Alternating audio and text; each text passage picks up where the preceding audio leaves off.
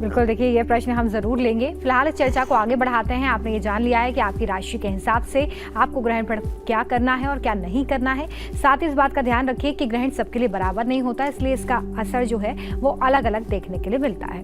लेकिन चंद्र ग्रहण के दौरान ये कहा जाता है कि आपको कुछ बातों की सावधानी रखनी होती है। तो चंद्र ग्रहण से पहले और बाद में आपको क्या करना है, क्या नहीं करना है, आचार्य संजीव अग्निहोत्री जी इसके बारे में हमें बताएं। जी, चंद्र ग्रहण के पहले और बाद में हमें क्या करना है? जी बिल्कुल। चंद्र ग्रहण के समय देखिए भजन करना चाहिए।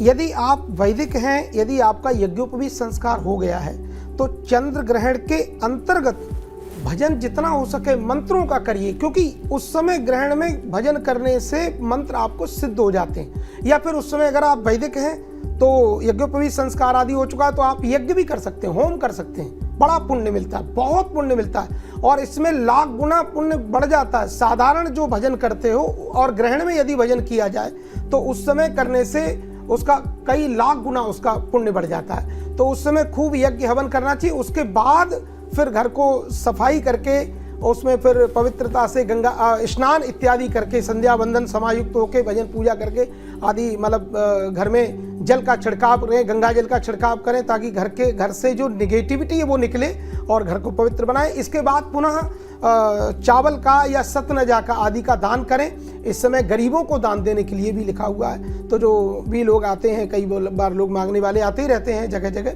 तो उनको सभी को यथा जो आपकी श्रद्धा शक्ति है उस शक्ति के अनुसार उनको दान करें, गरीबों को भोजन कराएं, बहुत आपको पुण्य की प्राप्ति होती है। इन चीज़ों का बड़ा ध्यान रखना चाहिए। दान देने से कभी घटता नहीं है, दान देने से सदैव बढ़ता रहता है। आपके जीवन में उन्नति के सारे द्वार खुलते हैं।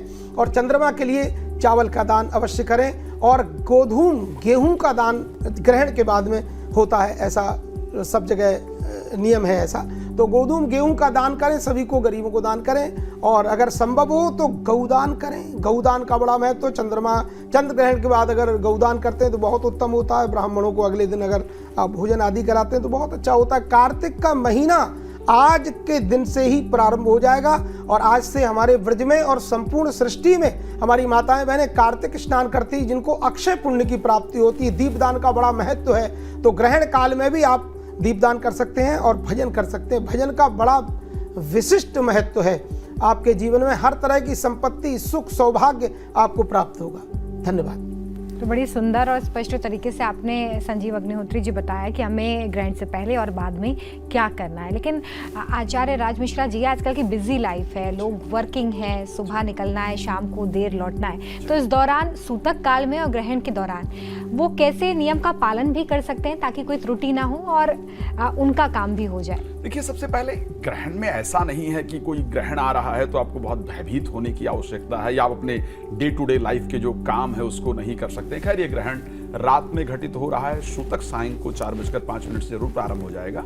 सूतक काल में जनरली जो लोग यज्ञ करते हैं, तप करते हैं, जो बहुत सात्विक रहते हैं, ये लोग ऐसी परिस्थिति में भोजन नहीं करते। ये कहा जाता है हमारे शास्त्र में कि धरती पर सूर्य और चंद्रमा दो की ऊर्जा से हमें शुद्धता प्राप्त होती है।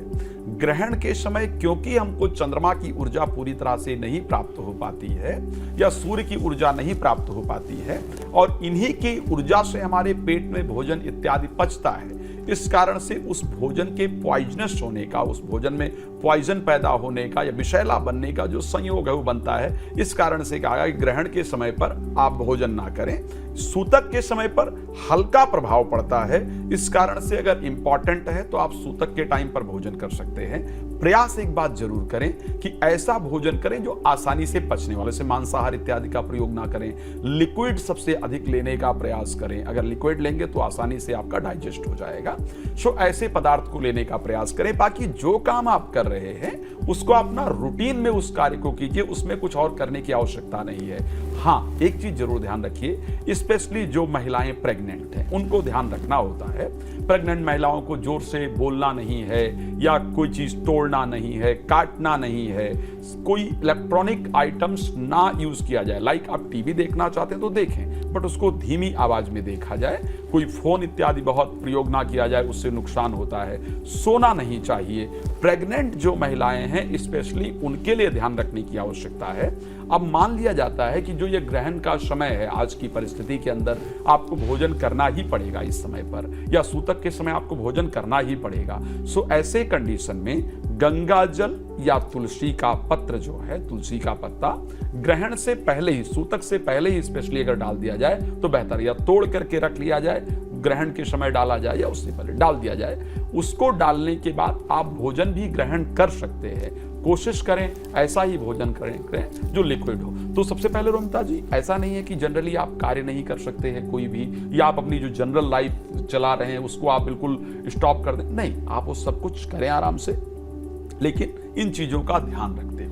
अब ये ग्रहण, क्योंकि हम लोगों ने, शायद हमारे दर्शक पूरे विश्व में हैं तो उनको ये नहीं कुछ समझ आ रहा हो कहाँ कहाँ पर ग्रहण है, तो आपको एक बार और बताना चाहता हूँ। कुछ फेमस कंट्रियां हैं जहाँ पर यह ग्रहण घटित हो रहा है। भारत के साथ साथ ये ग्रहण अमेरिका में हो रहा है, भारत के साथ साथ ये ग्रहण ऑस्ट्रेलिया में हो रहा है, कनाडा के अंतर्गत हो रहा है, एशिया में पूरे ये ग्रहण घटित हो रहा है, इवन यूरोप के अंतर्गत ये ग्रहण घटित हो रहा है, हिंद महासागर दक्षिणी प्रशांत में ये ग्रहण घटित हो रहा है, ब्राजील में ये ग्रहण घटित हो रहा है, अटलांटिक महासागर में ये ग्रहण घटित हो रहा है। तो ये सारी जो कंट्रियां होंगी जहां पर ये ग्रहण घटित हो रहा है, तो जो नियम हमने भारत में स्पेशली यहां पर चर्चा किया है, सभी जगह यही नियम फॉलो किए जा सकते हैं।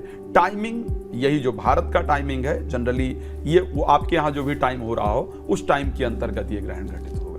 आचार्य राज मिश्रा जी, मंत्र के जाप का भी जिक्र किया यहाँ पर, संजीव अग्निहोत्री जी ने भी किया, तो किन मंत्रों का जाप हमें करना चाहिए? क्योंकि ऐसा होता है जब ग्रहण घटित होता है, चंद्रमा हमारे मन से रिलेटेड प्लैनेट है, भी संजीव जी बात भी कर रहे थे। चंद्रमा मनसो जात चक्षो हो सूर्यो अजायतः, चंद्रमा हमारे मन का कारक प्लैनेट है। ग्रहण क्या प्रभाव करता है? श्री रामचरितमानस की एक चौपाई है, काल दंड गहि काहु न मारा, हरे धर्म बल बुद्धि विचारा।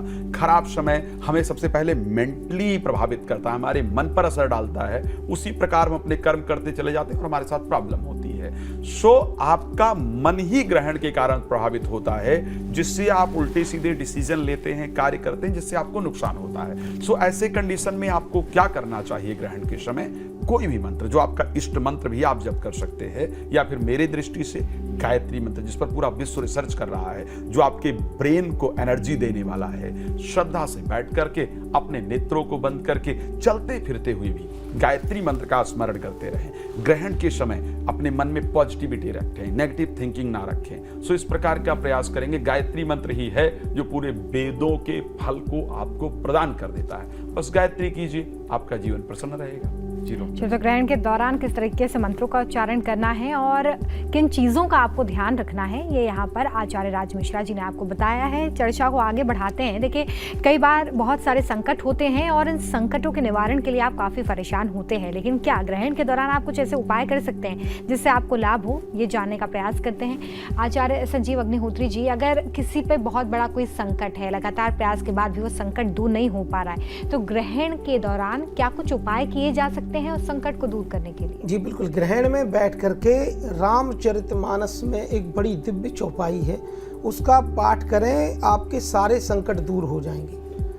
कहु रीचपति सुन हनुमाना, काचुप साध रहे बलवाना, पवन तनय बल पवन समाना, बुद्ध विवेक विज्ञान निदाना, कवन सुकाज कठिन जगमाई, जो नहीं होई तात तुम पाई। इस चौपाई का पाठ करें तो आपके सारे संकट दूर होंगे।